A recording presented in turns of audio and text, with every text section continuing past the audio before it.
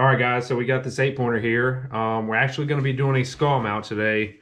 We started off by taking our saw and we cut it right here behind the antlers in between the ears, and we cut it straight down, and it's pretty much flat right here on the back side. That way it'll rest against our plaque nice, but it all depends on your plaque setup, of course. Before we get it bulling, we're actually going to take this knife and we're going to make a straight line and kind of cut it back on both sides and get all this fur and fat off. Probably not going to be showing a whole lot of that, but we'll get back with you after that and show you from there. All right, guys, we're back. So we cut all that fur off. You can see we pretty much tried to trim everything off that skull that pretty much won't boil. You know, we've got that top jaw in there. We cut it off right at the bottom jaw and got that bottom jaw out of there also. We took some saran wrap, and actually, if you want to keep this chocolate color on these horns, you need to cover up these horns, duct tape them up, or electrical tape, whatever you got. So you definitely want to get those covered up before you get it in that boiling water. We've actually got the pot out there filling now, and we're going to go show you our setup. And pretty much all water in there to start, and then we'll go from there. All right, so we're out here. This is our actual setup. You know, nothing. It doesn't have to be anything too fancy. It's just standard pot, and we got some 2x4s on the outside. Best thing to use is wood to hold these horns and support it. You know, if you're using metal, it actually might transport enough heat to crack the horn. So we've got this set up on here, and our propane tank over there to the side, and you kind of want to set it to where that nose isn't hitting the bottom or the side of that pot. You don't want to crack that nose bone off. If you do, it's not a big deal, it's fixable, but try to keep it away from that edge if you can. Pretty much all the way to the top. Once it starts boiling, we'll give it about 3 hours. We'll pull it out, we'll take a look at it, scrape a little bit of fat, and we'll go from there.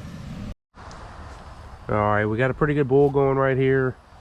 We actually put the flame down to medium once it's kind of started getting going, but then you can see I added a board in the front right here. Just kind of keeps that skull at a perfect level. You might not have to, just kind of depending on how your horns sit, but water just enough to keep it from going over the edge. It's been about an hour and a half. We can kind of start to see a lot of stuff starting to fall off there. We'll give it about another hour or so, and then we'll bring it out and scrape it up and see how it looks. All right, so we scraped a lot of the gunk off. What we could for now. There's still a little bit that we have to do, you know, probably get some needle nose pliers and drill bit or something and kind of clean it up, but you could also just take a hose and just kind of just spray some of this stuff off.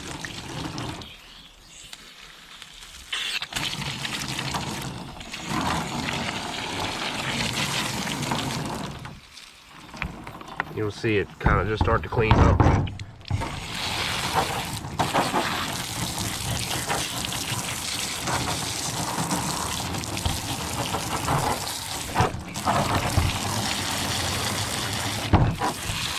Then we'll probably do this for a couple minutes, and then end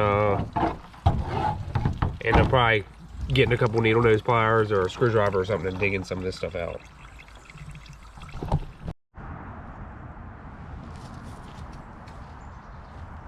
All right, guys, we're back. It's been a couple weeks. I let it sit, let a lot of that stuff dry up inside. You can see it's a whole lot easier to get it out after, you know, let it sit a week or two and dries up a little bit. So I just cut this stuff off the horns, and there's a little bit of fat here on the horns that got up in the tape, but I'm gonna get the hose and spray that off, and then want to go ahead and whiten this skull up. So we got some of this 40 volume cream peroxide, and I got it off Amazon. I think it was about 20 bucks or so. Lasted me a couple deer heads so far, so I'm gonna go ahead and knock that out and maybe take a knife and scrape some of this fat up around the skull. But other than that, we'll go ahead and whiten it up. All right, we're about to get started on this cream peroxide right here. Cream peroxide volume 40. So it's a Superstar brand. And if you did have a nose fall off, these two nose bones fall off, now's the time to, you know, glue those back on. I've had it before where I've put them back on there with some glue and rubber banding on there real tight and let it sit and dry. Definitely want to do that before you get this on there. it happens, you know, while you're bulling it, but if it happens, it happens. It's not a big deal. Definitely check around the teeth, because you get a razor blade and scrape some of that fat off around the teeth. That'll be hiding in there. It's easy to overlook. I got some needle nose pliers and dug around in there and got some of that dry nasal fat out of there. So I think we're pretty much good to go. Sprayed all that fat off the horns. Those look good. And we're gonna go ahead and put some of this in here. And I got a small paintbrush, so I'm gonna go ahead and get started. All right, guys, we've got this volume 40 superstar peroxide in here. It's basically the density of shampoo or anything like it's used for, but today we're using it on deer skulls. But of course, you know, we're just gonna paint it on here. I mean, especially want to be careful around these horns if you want them to keep their color. Some people will keep the tape on there, but as long as you're careful around it, you'll be all right. And then we're gonna get a nice coat on here. Try to get in all the crevices. If you want your teeth white, paint them.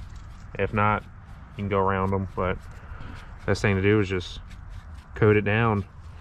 I'll get a base layer on here, and then I'll get back with you. All right, we just got it caked on there pretty good. Gonna go around it and double check all these crevices really good. Pretty good layer on there. Sure you get inside the skull if you want that white. Around the eye bones. Put a couple globs up in there. We're gonna spray it off tomorrow. Give it about 24 hours. Spray it off, and then we're gonna reapply one more time. It all, you know, personal preference how white you want it, but I like mine pretty bleached white, and painted the teeth and all that good stuff. So I'm gonna go ahead and actually got some of this plastic wrap. We'll throw that on there, keep it on there, and keep it out of reach, you know, all kids and animals for tonight. But come back tomorrow, we'll spray it off with the hose.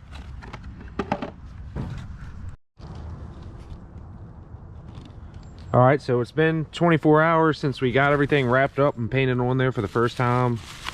You know, we got all this saran wrap on there just to hold that volume 40 in overnight. And we're gonna go ahead and cut this off, spray it with the hose, and then reapply one more time for another 24 hours, and then go from there. All right, so we just cut that off and sprayed that volume 40 off of there, that first layer, and you can definitely tell a big difference on what that stuff made in 24 hours. I mean, if you go back a couple minutes and look at what it looked like before we painted that volume 40 on to now, it's doing pretty good. We're gonna actually let this sit and dry for a couple hours, and then we're gonna reapply it pretty thick on there one more time and let that sit for 24 hours. And once we spray that batch off, it'll be done. So we'll get back with you.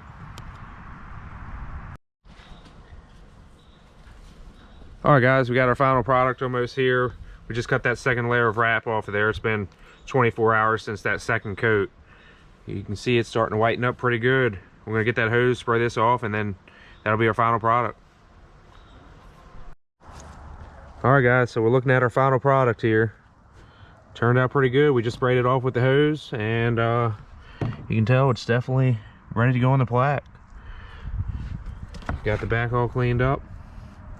Whiten up those teeth a little bit. And inside the skull, cleaned up. So that cream peroxide definitely does the job. But appreciate everybody watching, and like, subscribe, and check out some of our videos. Thanks.